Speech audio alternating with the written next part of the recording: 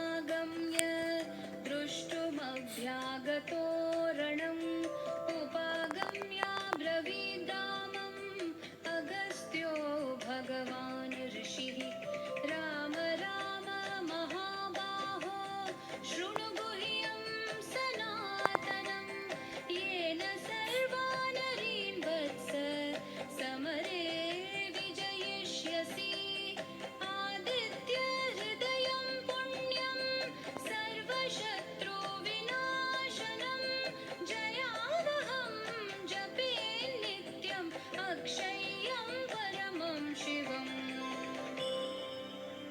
सर्वमङ्गलमाङ्गल्यं सर्वपापप्रणाशनं चिन्ताशोकप्रशमनम् आयुर्वर्धनमुत्तमम्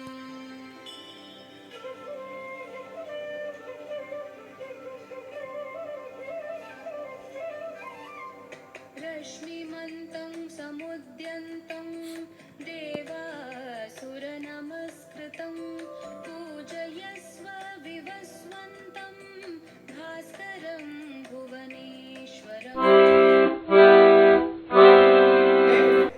ఈ జొన్న దంటు చెరుకు దంటు కన్నా ఇంకా తీపిదనం ఉండేదంటే ఈ గడ్డ మీద, అందుకని చెరుకూరుగా మారిందని చెప్పి శాసనం. ఇది 11వ శతాబ్దంలో దేవాలయం. ఈయన బలిచక్రవర్తి గారు దానంలో గొప్పవాడు. బలిచక్రవర్తి గారి భార్య వింధ్యావళి, ఈయన శుక్లాచార్యుడు. బలిచక్రవర్తి గారి భార్య వింధ్యావళి, శుక్లాచార్యుడు గారు. ఈయన అతిథి గర్భాన వామనావతారంగా జన్మించి ఉపనయనం అయిన తర్వాత ఆ బలిచక్రవర్తి ఉన్న గ్రామానికి వెళ్తాడు ఈ విష్ణుమూర్తి వామనావతారంలో. అప్పుడు బలిచక్రవర్తి గారు ఆహ్వానంతో తీసుకెళ్లి కూర్చోబెట్టి కాళ్ళు కడిగి, నాయనా నీకు మనులు కావాలా, మాన్యాలు వజ్రాలు వైటేరు ఏది కావాలో కోరుకో స్వామి, మా గ్రామానికి వచ్చిన వాళ్ళకి వట్టి చేతులతో పంపించే అలవాటు లేదని చెప్పి విష్ణుమూర్తికి బలిచక్రవర్తి గారు చెబుతాడు. అప్పుడు శుక్రాచార్యుడు గ్రహిస్తాడు, ఆయన విష్ణుమూర్తి వామనావతారంగా వచ్చాడు, నువ్వు వాగ్దానం చేయబాకాయా అని చెప్పి బలిచక్రవర్తి గారికి చెబుతాడు శుక్రాచార్యుడు.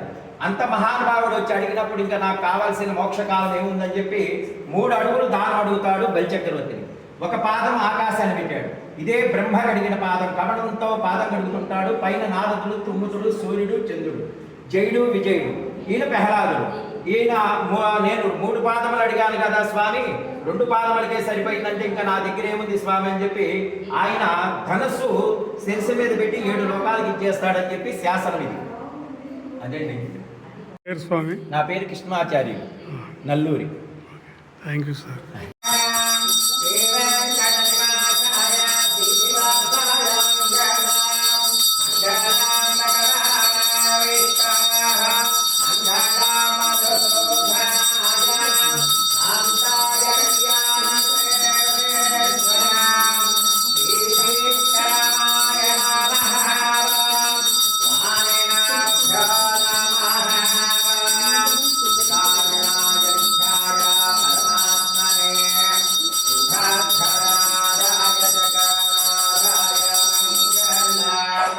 కర్పూర నీరాజనంతరం